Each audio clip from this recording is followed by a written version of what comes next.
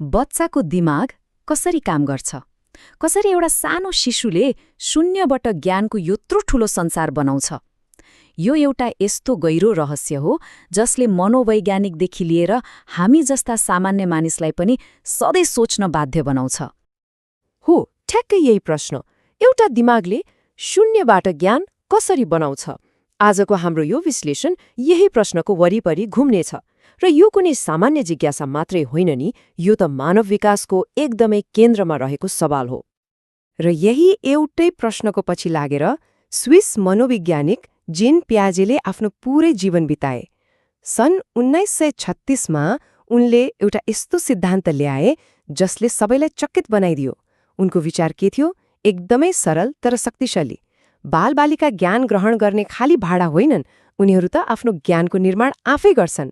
ल, अब यही कुरालाई अलि गहिराईमा गएर बुझौँ है त। आज हामी के कुरा गर्छौं त? पहिले त सिकाइको इन्जिन कसरी चल्छ त्यो हेर्छौं। त्यसपछि विकासका चरणहरूको यात्रा गर्नेछौं। अनि यसको वास्तविक जीवनमा, खास गरी शिक्षामा के काम छ भनेर बुझ्नेछौं। र अन्त्यमा एउटा सोचमग्न बनाउने विचारसँगै यो विश्लेषणलाई बीट मार्नेछौं। ल, सुरु गरौँ पहिलो खण्डबाट। अब विकासका विभिन्न चरणहरूमा हाम फाल्नुभन्दा पहिले ज्ञान बन्ने प्रक्रिया त्यो कसरी भन्ने कुरा बुझ्न जरुरी छ। प्याजेको सिद्धान्तको मुटु नै यही हो। प्याजे भन्छन्, हाम्रो दिमागमा ज्ञानलाई सङ्गठित गर्ने फाइल क्याबिनेट जस्ता संरचना हुन्छन्। उनले यसलाई स्कीमा नाम दिए। यो भनेको के हो भने कुनै पनि कुराको बारेमा हाम्रो दिमागमा बनेको एउटा खाका वा ब्लुप्रिन्ट हो। जस्तै एउटा सानो बच्चालाई सोच्नुस् त, उसको दिमागमा कुकुरको स्कीमा कस्तो होला? सायद यस्तो: 4 खुट्टा भएको, भुक्ने अनि पुच्छर हल्लाउने जनावर। ठिक छ, दिमागमा यस्ता फाइल क्याबिनेटहरू त भए। तर जब कुनै नयाँ जानकारी अगाडि आउँछ, तब दिमागले के गर्छ त? यी क्याबिनेटहरू कसरी अपडेट हुन्छन्? हो, यसका लागि पियाजेले 2वटा एकदमै महत्त्वपूर्ण प्रक्रियाबारे बताएका छन्। ल, त्यही बच्चाको उदाहरणमा फर्कौं। मानौ त्यो बच्चाले पहिलो पटक बाख्रा देख्यो। बाख्राको पनि 4 खुट्टा छ, पुच्छर छ। अब बच्चाको दिमागले के गर्छ? आफ्नो पुरानो कुकुरवाला फाइल क्याबिनेटमा हेर्छ र भन्छ, ओहो, यो पनि कुकुर नै हो। यही प्रक्रियालाई भनिन्छ आत्मसाथीकरण। उसले नयाँ जानकारीलाई पुरानै खाकामा फिट गर्न खोज्यो। तर जब उसलाई भनिन्छ, नाइ बाबु, यो कुकुर होइन, यो त बाख्रा हो, यो म्याम्या गर्छ, तब के हुन्छ? अब उसको दिमागले पुरानो क्याबिनेट परिवर्तन गर्छ वा बाख्राको लागि एउटा पुरै नयाँ फाइल नै बनाउँछ। हो, यही नयाँ खाका बनाउने वा पुरानोलाई बदल्ने प्रक्रिया नै समायोजन हो। अब हाम्रो दिमागलाई नि सधैँ एउटा सन्तुलन मनपर्छ। जब त्यो बच्चाले बाख्रालाई कुकुर भन्यो, उसको दिमागमा एक किसिमको गडबडी वा भनौँ असन्तुलन पैदा भयो। तर जब उसले बाख्राको नयाँ स्कीमा बनायो, उसको दिमाग फेरि शान्त भयो, सन्तुलनमा आयो। हो, यो असन्तुलनबाट सन्तुलनतर्फको यात्रा, यो आत्मसातकरण र समायोजन बीचको मानसिक ब्यालेन्स मिलाउने कामलाई नै पियाजेले साम्यीकरण भनेका छन्। ल, अब एकैछिन यहाँ हेरौँ त। यो स्लाइडले यी तीनवटै कुरालाई कति सरल तरिकाले देखाएको छ। आत्मसातकरण भनेको के रहेछ? नयाँ जानकारीलाई पुरानो खाकामा फिट गर्नु। समायोजन, त्यो खाका नै परिवर्तन गर्नु वा नयाँ बनाउनु। अनि साम्यीकरण, यी दुई बीचको सन्तुलन, जुन वास्तवमा सिकाइको इन्जिन नै हो। ओके, ज्ञान कसरी बन्छ भन्ने इन्जिन त हामीले बुझ्यौं। अब प्रश्न आउँछ, यो विकास कहिले र कुन चरण हुँदै अघि बढ्छ? ल, अब प्याजेको सिद्धान्तको दोस्रो भाग अर्थात् विकासका 4 चरणहरूको यात्रा सुरु गरौँ। प्याजेका अनुसार हाम्रो संज्ञानात्मक विकास यी 4 चरणहरू पार गर्दै अघि बढ्छ, त्यो पनि क्रमबद्ध रूपमा। यो एउटा भर्याङ जस्तै हो, जहाँ तपाईँ एउटा खुड्किलो छोडेर अर्कोमा हाम फाल्न सक्नुहुन्न। हरेक नयाँ चरण पुरानो चरणकै जगमा बनेको हुन्छ। ल, पहिलो खुड्किलो इन्द्रिय चाल। यो जन्मदेखि करिब 2 वर्षसम्म चल्छ। यो चरणमा शिशुहरूले संसारलाई कसरी बुझ्छन्?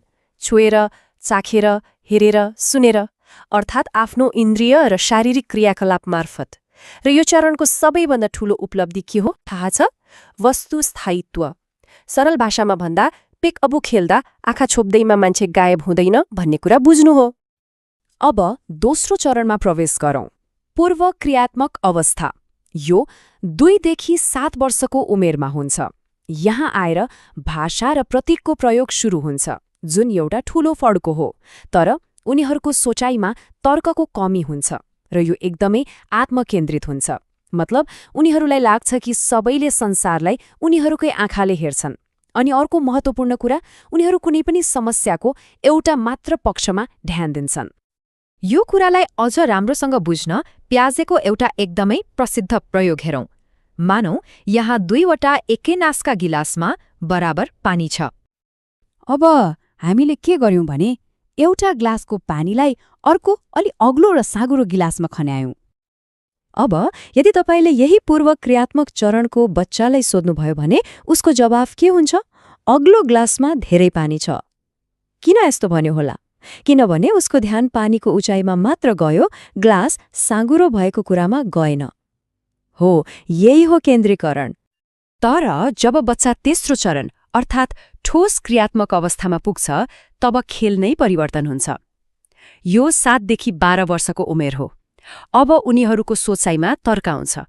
त्यही पानीको ग्लासवाला समस्या अब उनीहरूलाई दिनुभयो भने उनीहरूले सजिलै भन्छन्, पानी त बराबर नै छ नि। किनभने अब उनीहरूले संरक्षणको अवधारणा बुझिसकेका हुन्छन्। साथै अब उनीहरूले वस्तुहरूलाई वर्गीकरण गर्न र क्रम मिलाउन पनि सक्छन्। र अब अन्तिम चरण औपचारिक क्रियात्मक यो 12 वर्षपछि सुरु हुन्छ। यहाँ आएर सोचाइले अर्को उडान भर्छ। अब सोचाइ भौतिक र देखिने कुराहरूमा मात्र सीमित रहँदैन, यो अमूर्त बन्छ। अब किशोर किशोरीहरूले न्याय, प्रेम, नैतिकता जस्ता जटिल अवधारणाहरूको बारेमा सोच्न सक्छन्, काल्पनिक समस्याहरूमा तर्क गर्न सक्छन्। यहाँबाट नै वैज्ञानिक र व्यवस्थित सोचाइको विकास सुरु हुन्छ। ल, यति धेरै कुरा त गरियो, तर प्रश्न उठ्छ, यो सिद्धान्तको काम चाहिँ के त? यसको वास्तविक जीवनमा, खास गरी शिक्षाको क्षेत्रमा एकदमै गहिरो महत्त्व छ। सोच्नुस् त, कक्षा कोठामा यसले कति ठूलो परिवर्तन ल्याउन सक्छ। यो सिद्धान्तले के भन्छ भने विद्यार्थी कुन संज्ञानात्मक चरणमा छ त्यही अनुसार पाठ्यक्रम बनाउनु पर्छ। सानो बच्चालाई अमूर्त कुरा सिकाएर काम छैन। नयाँ जानकारी दिँदा उसको पुरानो ज्ञानसँग जोड्नुपर्छ र सबैभन्दा महत्त्वपूर्ण, हरेक उमेर समूहलाई सिकाउने तरिका फरक हुनुपर्छ। अब हामी जो विश्लेषणको अन्त्यतिर आइपुगेका छौँ, जाँदा जाँदै एउटा अन्तिम तर एकदमै शक्तिशाली विचारमाथि मनन गरौँ। यदि यो पुरै विश्लेषणबाट एउटा मात्र कुरा लिनु छ भने त्यो यही हो। प्याजेले हामीलाई के देखाए भने बालबालिकाहरू ज्ञान भरिने खाली भाँडाहरू होइनन्, उनीहरू त आफ्नो ज्ञानको संसार आफै बनाउने सक्रिय निर्माता अर्थात् आर्किटेक्ट हुन्। तर यहाँ एउटा प्रश्न उठ्छ, के यो ज्ञान निर्माणको यात्रा नितान्त व्यक्तिगत मात्र हो त? प्याजेको यो विचारमाथि केही आलोचनाहरू पनि छन्। जस्तै लेव वाइगत्स्की जस्ता विचारकहरूले के तर्क गरे भने सिकाइमा सामाजिक र सांस्कृतिक अन्तर्क्रियाको भूमिका प्याजेले सोचेभन्दा धेरै ठूलो हुन्छ। उनीहरूका अनुसार सिकाइ भनेको व्यक्तिगत मात्र होइन, यो त एक सहयोगात्मक प्रक्रिया हो। यहीँनिर आएर एउटा गहिरो प्रश्न खडा हुन्छ। सिकाइको प्रक्रिया चाहे प्याजेले भने जस्तो व्यक्तिगत होस् वा भाइगत्स्कीले भने जस्तो सामाजिक, यदि विकास यसरी चरणबद्ध रूपमा अघि बढ्छ भने के हाम्रो संज्ञानात्मक विकास कहिले रोकिन्छ त? कि हामी जीवनभरि नै नयाँ स्किमाहरू बनाउँदै पुरानालाई परिमार्जन गर्दै निरन्तर सिकिरहन्छौँ? सोच्नुपर्ने कुरा हो, होइन त?